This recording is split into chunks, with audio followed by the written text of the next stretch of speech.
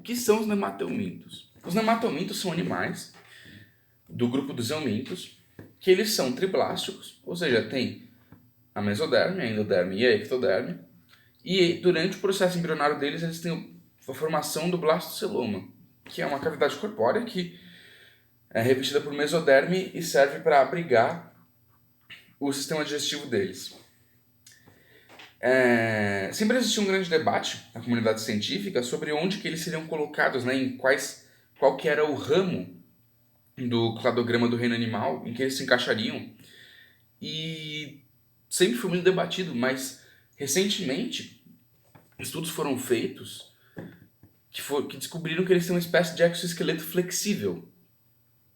E esse exoesqueleto, essa película, né, ela, a cada tanto tempo, ela passa pelo processo da ecdise, que é uma troca de pele. E é um processo compartilhado por alguns artrópodes, né? Por exemplo, a aranha. E esse processo colocou os nematelmintos no clado da Ecdysozoa, ou seja, animais que fazem a ecdise, né? E eles podem apresentar também comportamentos que são parasíticos, ou seja, eles conseguem se infiltrar no corpo de algum hospedeiro e tirar proveito das proteínas e nutrientes que esse hospedeiro absorver. Os nematelmintos eles têm tamanhos muito variados, ou seja, eles podem ter de alguns centímetros até vários metros.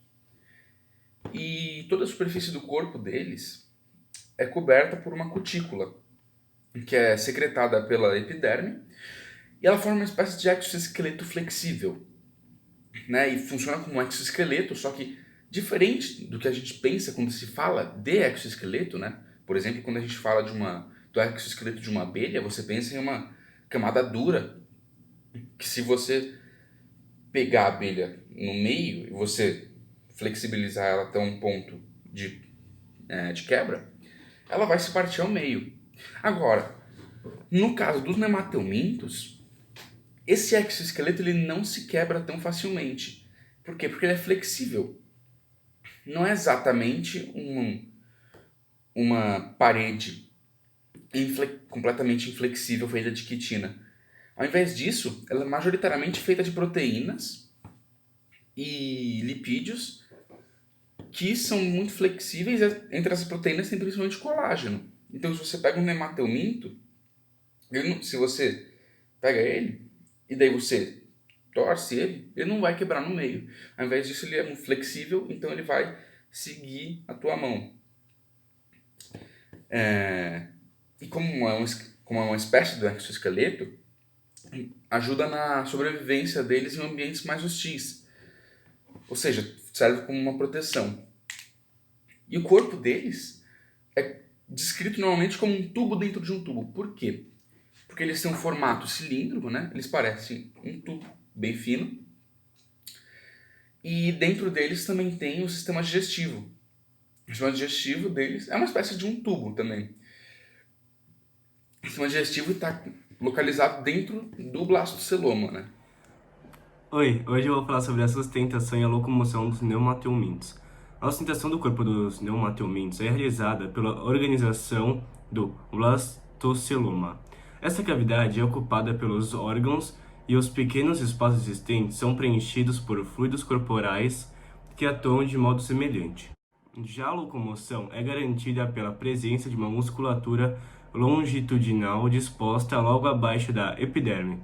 Assim, os músculos realizam movimentos não uniformes e atuam em conjunto com a cutícula que fornece resistência à pressão interna exercida pelo movimento do fluido do preenchimento da cavidade corpórea.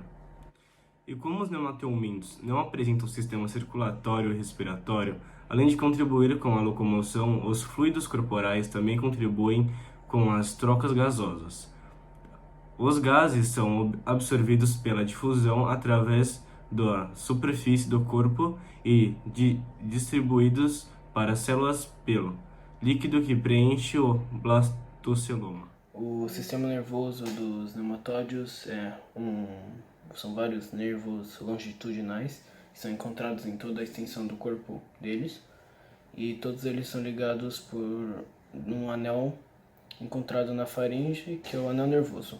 Além desses nervos, também há estruturas quimiorreceptoras que auxiliam na habilidade de reconhecer estímulos táteis. Bom, sobre a reprodução dos nematódios. Os nematódios são organismos que a maioria deles são dioicos e eles possuem o dimorfismo sexual, que é uma diferença na forma entre o macho e a fêmea.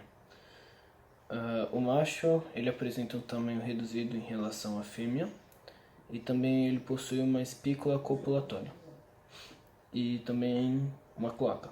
Essa cloaca ela é uma abertura comum entre o sistema digestório e reprodutório. Já a fêmea ela possui um tamanho maior e ela possui duas aberturas distintas do sistema reprodutório e digestório.